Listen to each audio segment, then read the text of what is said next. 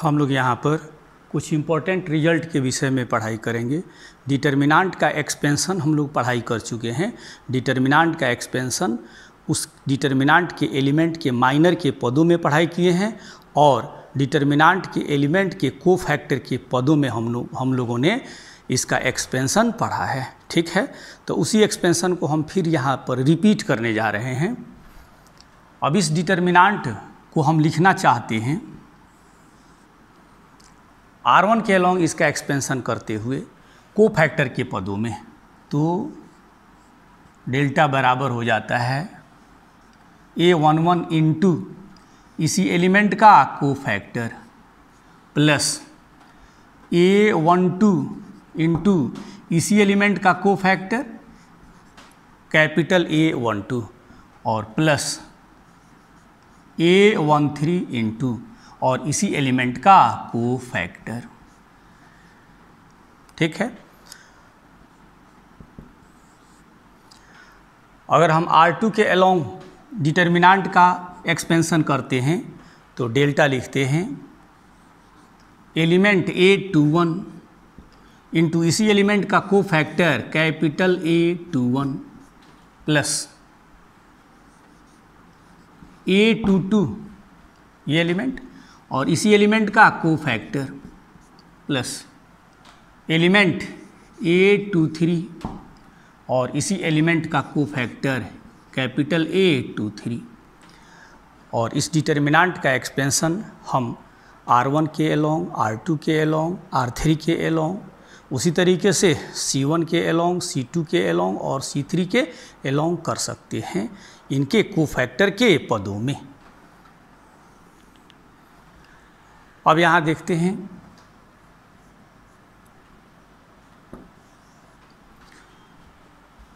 R1 के element A11, A12, A13 को ले लिया जाए और R2 के कोरेस्पोंडिंग एलिमेंट के कोफैक्टर को लेकर के मल्टीप्लाई करते हुए ऐड किया जाए तो उसका सम 0 के बराबर होता है। जैसे ये एलिमेंट ले लिया जाए, R1 का एलिमेंट A11 और R2 में इसका कोरेस्पोंडिंग एलिमेंट A21 है, तो A21 का कोफैक्टर कैपिटल A21 प्लस फिर यहाँ इस एलिमेंट R1 के सेकेंड एलिमेंट को लिखा जाए और R2 के, ये R2 हो गया, और R2 के सेकेंड एलिमेंट के कोफैक्टर को इसके साथ मल्टीप्लाई कर दिया प्लस R1 के तीसरे एलिमेंट को लिखा, R2 के तीसरे एलिमेंट के कोफैक्टर को मल्टीप्लाई किया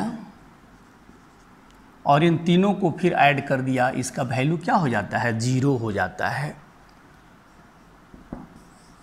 उसी तरीके से R1 के एलिमेंट को लिया A11,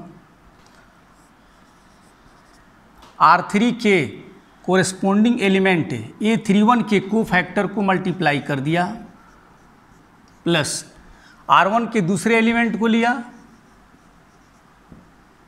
R3 के दूसरे एलिमेंट के कोफैक्टर को इसके साथ मल्टीप्लाई कर दिया, फिर कह रहा है R1 के तीसरे एलिमेंट को लिया, R3 के तीसरे एलिमेंट के कोफैक्टर को इसके साथ मल्टीप्लाई कर दिया और तब इन तीनों को ऐड करने पर यह 0 के बराबर प्राप्त होता है। उसी तरीके से R2 के एलिमेंट को,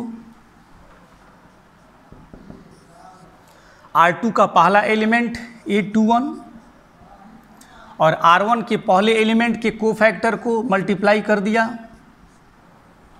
R2 का दूसरा एलिमेंट लिया,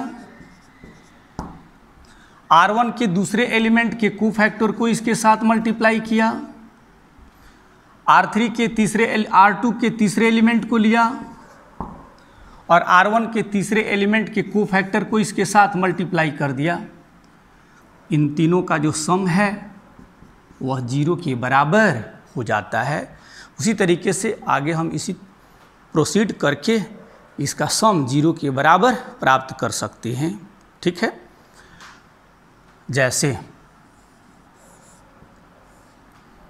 यह लागू होता है सेकेंड ऑर्डर के डिटर्मिनेंट पर भी, थर्ड ऑर्डर के डिटर्मिनेंट पर भी, फोर्थ ऑर्डर के डिटर्मिनेंट पर भी, इसी तरीके से nth ऑर्डर के भी डिटर्मिनेंट पर ये सारे रिजल्ट लागू होते हैं। जैसे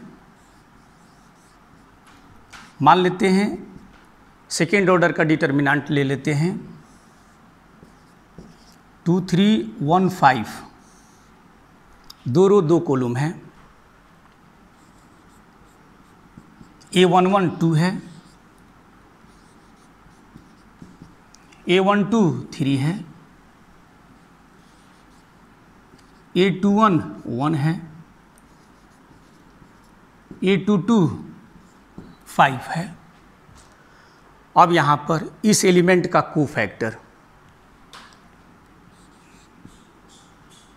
इस एलिमेंट का कोफैक्टर, इसको गायब किया, इसको गायब किया, फर्स्ट रो और फर्स्ट कॉलम को गायब किया 5, इसका साइन क्या है प्लस, तो +5,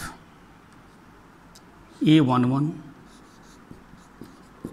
A12 इस एलिमेंट का कोफैक्टर, पहले रो को और दूसरे कॉलम को डिलीट किया 1, इसका sign -1,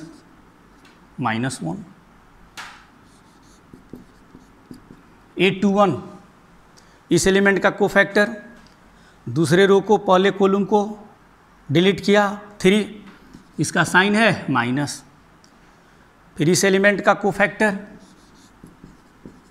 A22, second row second column को डिलीट किया 2, इसका साइन है +2।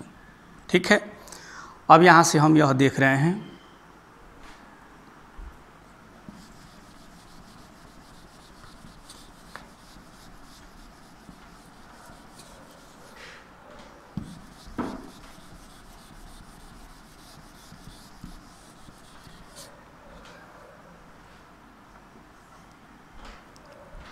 करा A11 पहला रो के एलिमेंट को ले लिया जाए, A11 दूसरे रो के एलिमेंट के कोफैक्टर को लें, प्लस यहाँ पहले रो के दूसरे एलिमेंट को दूसरे रो के दूसरे एलिमेंट के कोफैक्टर को मल्टीप्लाई कर दिया। देखते हैं A11 2, A21 -3 plus A12 -1, A12 क्या हो जाता है, A12 3 है, और उसके बाद A22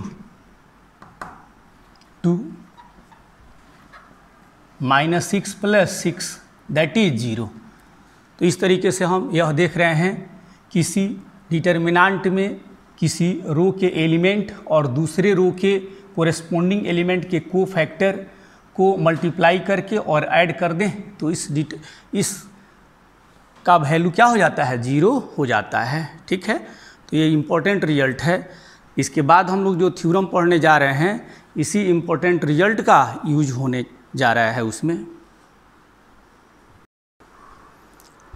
नेक्स्ट थ्योरम है, late A be a square matrix of any order n, then A into adjoint of A is equal to adjoint of A into A is equal to determinant of A into identity matrix of order n।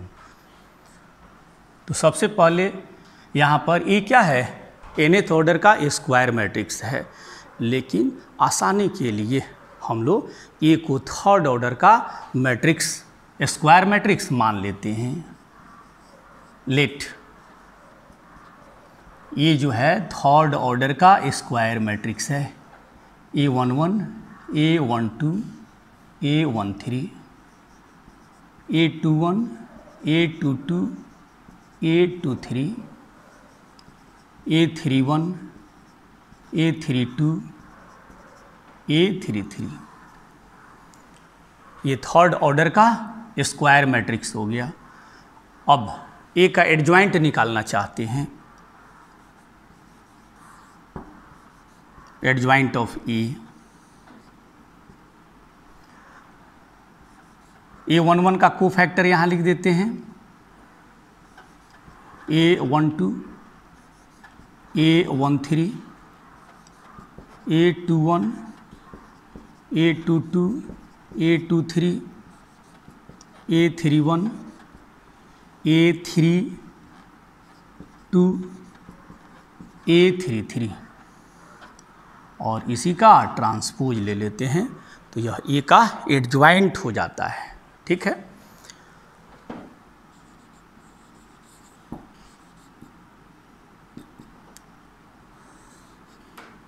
अब इसका transpose कैसे निकालेंगे? तो transpose में हम लोग पढ़े हैं कि फर्स्ट रो को फर्स्ट कॉलम के स्थान पे रख देंगे, सेकंड रो को सेकंड कॉलम के स्थान पे, थर्ड रो को थर्ड कॉलम के स्थान पे रख देंगे, अर्थात रो और कॉलम का इंटरचेंज कर लेते हैं। A11, A12, A13 लिख दिया, फिर करा है A21, A22, A23, दूसरे रो को दूसरे कॉलम की जगह रख दिया और तीसरे रो को तीसरे कॉलम के स्थान पे रख दिया। ये हो गया एडजॉइंट।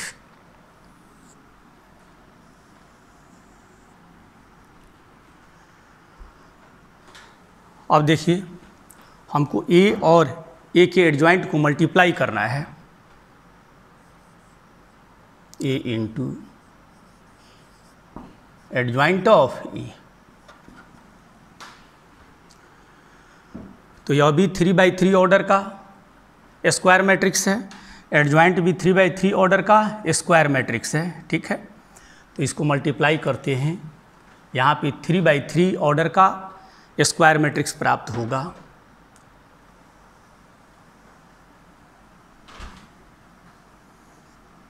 यहाँ देखिए, इसका पहला रो लेंगे, इसका पहला कॉलम। ठीक है, A11 और इसी एलिमेंट का कोफैक्टर, A12 और इसी एलिमेंट का कोफैक्टर, A13 और इसी एलिमेंट का कोफैक्टर। तो रिजल्ट इसके जस्ट पहले हम लोग क्या पढ़े हैं, ए का डिटर्मिनांट, तो हो जाएगा डिटर्मिनांट ऑफ ए।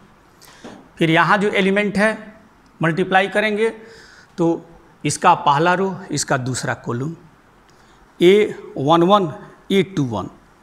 ठीक है, तो देख रहे हैं A11, A21, A12, A22, A13, A23। तो हम देख रहे हैं क्या कि पहला रो का एलिमेंट है और दूसरा रो का कोरिस्पोंडिंग एलिमेंट के कोफैक्टर को मल्टीप्लाई कर रहे हैं। देख रहे हैं, इसका कोफैक्टर, इसका कोफैक्टर, इसका कोफैक्टर। तो कह रहा है इसमें इसके कोफैक्टर को मल्टीप्लाई करेंगे तो इसका वैल्यू क्या हो जाएगा, 0। ठीक है, उसी तरीके से फर्स्ट रो थर्ड कॉलम, तो हम क्या देख रहे हैं, फर्स्ट रो के एलिमेंट को और यहाँ पे जो ये एलिमेंट है इसके कोफैक्टर से मल्टीप्लाई करके ऐड करेंगे तो क्या हो जाएगा, 0। सिमिलरली 0 ये भी होगा। यहाँ दूसरा रो दूसरा कॉलम, तो देखिए तो दूसरा रो दूसरा column, A21, A21, A22, A22, A23, A23 element और उसी का कोफैक्टर, तो डिटर्मिनेंट ऑफ ए, और ये 0 हो जाएगा, फिर ये 0 हो जाएगा, ये 0 हो जाएगा, डिटर्मिनेंट ऑफ ए।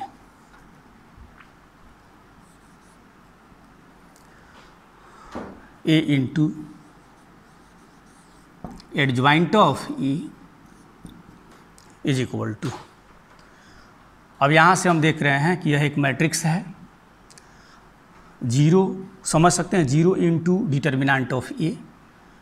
ठीक है, तो डिटर्मिनेंट ऑफ ए हम यहाँ से सारे एलिमेंट से कॉमन ले लें, डिटर्मिनेंट ऑफ ए, यहाँ से बचेगा 1, यहाँ 0, यहाँ 0, यहाँ 0, यहाँ 1, यहाँ 0, 0, 0, 1। अब ये क्या हो जाता है, थर्ड ऑर्डर का आइडेंटिटी मैट्रिक्स हो जाता है।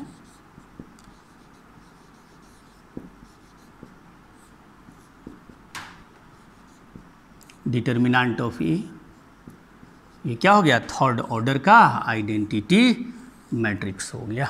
ठीक है, सिमिलरली, और इसी प्रकार अगर एडजॉइंट को प्री फैक्टर बनाते हैं, ए को पोस्ट फैक्टर बनाते हैं, तो भी यही रिजल्ट प्राप्त होगा।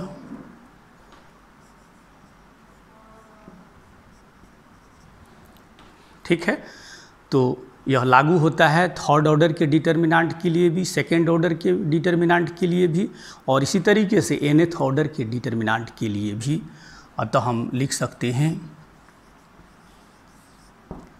Adjoint of A into A is equal to determinant of A into identity matrix of order n, या a into adjoint of A is equal to determinant of A into identity matrix of order n। और इसी result को हम लोग को याद रखना है। ठीक है, आगे चल करके इसी से हम लोग ए के इन्वर्स के लिए फॉर्मूला प्राप्त करेंगे। ठीक है, एक नोट देखते हैं। मान लेते हैं let A and B B two square matrices of same order. A और बी दो स्क्वायर मैट्रिसेज हैं जिनका ऑर्डर क्या है, एक जैसा है। ठीक है, तब ए में अगर बी को गुना करते हैं, ए बी मैट्रिक्स प्राप्त होता है, उसका डिटर्मिनेंट बराबर होगा determinant of A into determinant of B के।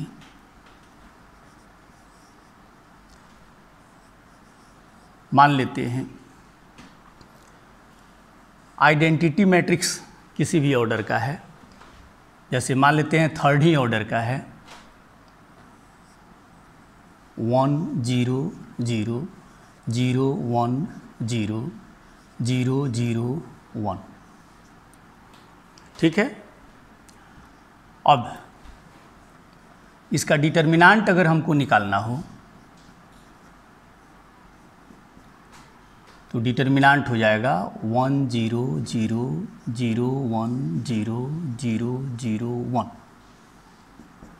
अब देख रहे हैं प्रिंसिपल डायगोनल के ऊपर भी तीनों एलिमेंट जीरो है और नीचे भी तीनों एलिमेंट जीरो है, तो बताया गया है इस डिटर्मिनेंट का वैल्यू प्रिंसिपल डायगोनल के अलोंग जितने एलिमेंट होंगे उनके प्रोडक्ट के बराबर होगा 1 इंटू 1 इंटू 1 दैट इज 1। अब यहाँ देखिए, अब ऐसा करते हैं, इस आइडेंटिटी मैट्रिक्स में किसी नंबर से मल्टीप्लाई कर देते हैं, के से मल्टीप्लाई कर देते हैं। ठीक है,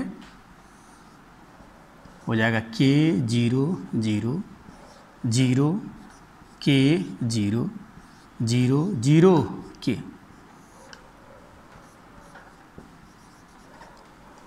तब के इंटू आइडेंटिटी मैट्रिक्स का डिटर्मिनेंट निकाल लीजिए, तो इसका डिटर्मिनेंट हो जाता है के 0 0 0 के 0 0 0 के। वही देख रहे हैं प्रिंसिपल डायगोनल के लॉन्ग के है और इसके ऊपर भी तीनों एलिमेंट जीरो, इसके नीचे भी तीनों एलिमेंट जीरो, तो इस डिटर्मिनेंट का वैल्यू हो जाएगा के इंटू के दैट इज के क्यू। वही कह रहा है अगर सेकेंड ऑर्डर का रहता तो के स्क्वायर, थर्ड ऑर्डर का है तो के क्यू, फिफ्थ ऑर्डर का है तो K to the power 5, nth order का है तो K to the power n। अब मान लेते एक कोई मैट्रिक्स है, इसके डिटर्मिनेंट में हम यहाँ पर I3 से मल्टीप्लाई कर देते हैं identity matrix of third order, तो ए का determinant 0 0 0 determinant of A 0 0 0 determinant of A. और तब इसका जो डिटर्मिनेंट होगा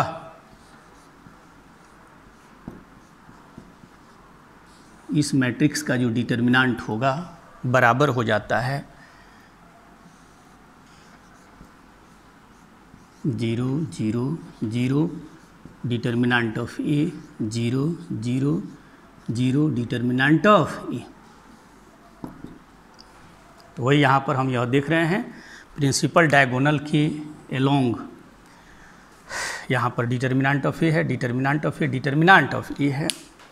तो ठीक है, तो इसका वैल्यू हो जाएगा और यह तीनों एलिमेंट ऊपर और नीचे के तीनों एलिमेंट 0 के बराबर हैं। तो इस डिटर्मिनेंट का वैल्यू हो जाएगा determinant of A into determinant of A into determinant of A, अर्थात determinant of A to the power 3। ठीक है, तो अगर ए nth ऑर्डर का स्क्वायर मैट्रिक्स है तब उसके डिटर्मिनेंट में अगर nth ऑर्डर के आइडेंटिटी मैट्रिक्स में मल्टीप्लाई करके और तब उसका डिटर्मिनेंट प्राप्त करते हैं तो ए के determinant to the power n के बराबर प्राप्त होगा। सेकेंड नोट है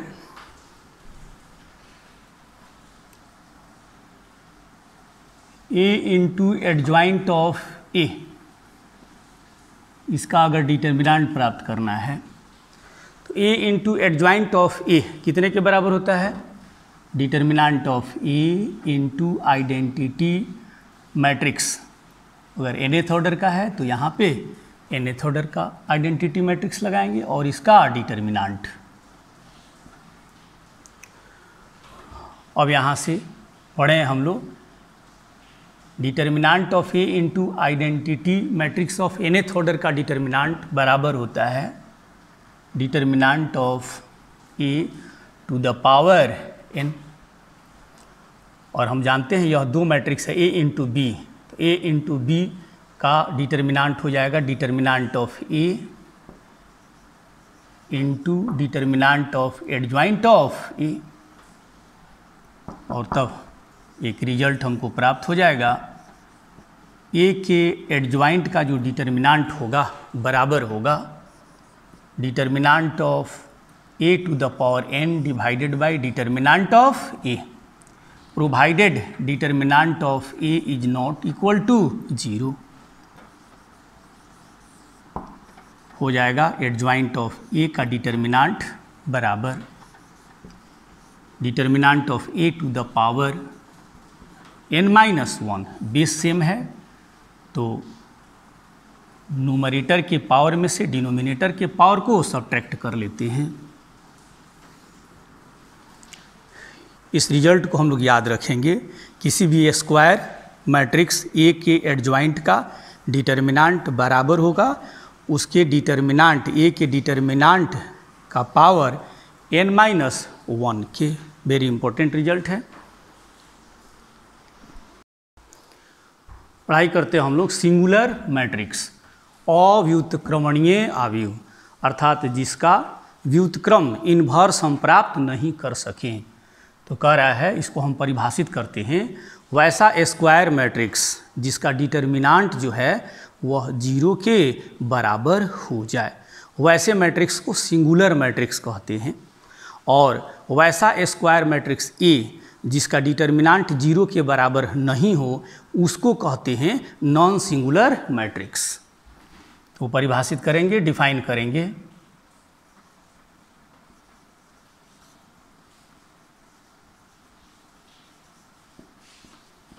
ए square matrix A is said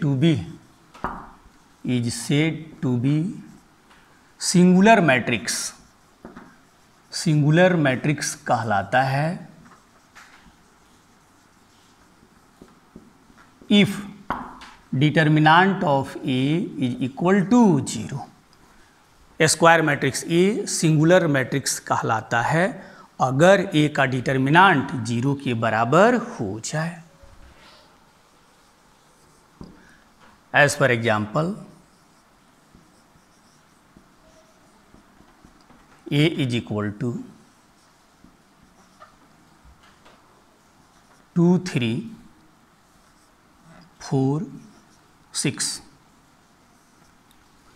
यह एक स्क्वायर मैट्रिक्स है सेकेंड ऑर्डर का, और हम यहाँ देख रहे हैं ए का जो डिटर्मिनांट है वह हो जाएगा 2 3 4 6, 2 × 6 12, -3 × 12 4 12, दैट इज 0। तो ए का जो ये जो मैट्रिक्स है उसका डिटर्मिनांट 0 के बराबर हो गया, इसीलिए ए इज ए सिंगुलर मैट्रिक्स। ए होगा कैसा मैट्रिक्स? Singular matrix. और फिर दूसरा कह रहा है non singular matrix.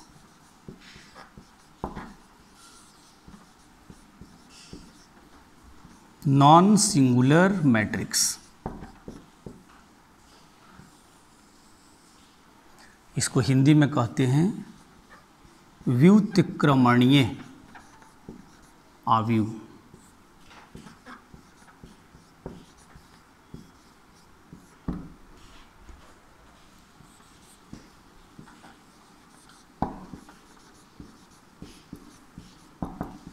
A square matrix A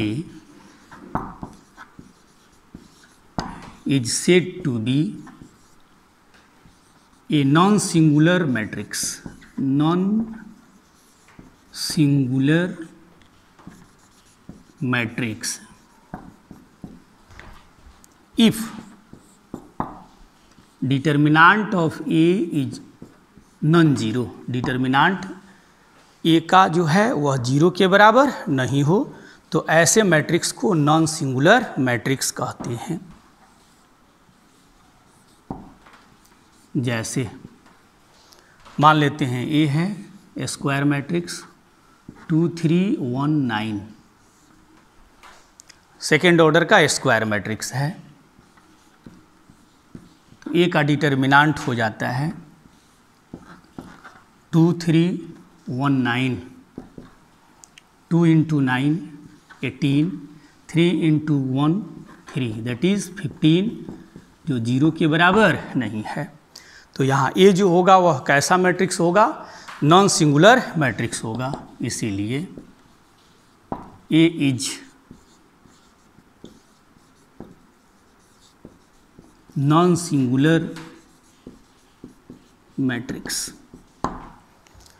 तो इस तरीके से हम लोग यह समझ जाते हैं, जान जाते हैं कि वैसा square matrix A singular matrix कहलाएगा जिसका डिटर्मिनांट 0 के बराबर हो जाए, और जब इसका डिटर्मिनांट 0 के बराबर हो जाएगा तो यह सिंगुलर मैट्रिक्स कहलाएगा, और इस सिंगुलर मैट्रिक्स का इन्वर्स हम प्राप्त नहीं करते हैं। और जो मैट्रिक्स नॉन सिंगुलर मैट्रिक्स होगा तो इसको हम कैसे परिभाषित करेंगे, डिफाइन करेंगे? A square matrix A is said to be non singular matrix if determinant of A is non zero. अगर स्क्वायर मैट्रिक्स ए का डिटर्मिनांट नॉन जीरो है, अशून्य है, शून्य के बराबर नहीं है, तब वैसे स्क्वायर मैट्रिक्स को नॉन सिंगुलर मैट्रिक्स कहते हैं, और तब ऐसे नॉन सिंगुलर मैट्रिक्स का ही हम इन्वर्स प्राप्त करते हैं। तो नेक्स्ट क्लास में हम लोग पढ़ाई करेंगे कि कैसा मैट्रिक्स इन्वर्सिबल है, कैसा मैट्रिक्स नॉन इन्वर्सिबल अर्थात इन्वर्सिबल नहीं है। ठीक है, अर्थात किस मैट्रिक्स का इन्वर्स हम प्राप्त कर सकते हैं, और वैसे कौन सा स्क्वायर मैट्रिक्स है जिसका इन्वर्स हम प्राप्त नहीं करते हैं। तो आगे बताया जाएगा कि जो सिंगुलर मैट्रिक्स है इसका इन्वर्स हम प्राप्त नहीं करते हैं, जो नॉन सिंगुलर मैट्रिक्स है उसी का इन्वर्स हम प्राप्त करते हैं। इसको हम लोग नेक्स्ट क्लास में देखेंगे, और वहाँ हम लोग इन्वर्स का डेफिनेशन पढ़ाई करेंगे, और उसके बाद उसका एक फॉर्मूला प्राप्त करेंगे। जो फॉर्मूला होगा किसी भी स्क्वायर मैट्रिक्स का जो इन्वर्स है उसको प्राप्त करते हैं formula adjoint of A divided by determinant of A से, जहां उस डिटर्मिनांट का वैल्यू 0 के बराबर नहीं होता है। ठीक है, तो नेक्स्ट क्लास में पढ़ेंगे। धन्यवाद।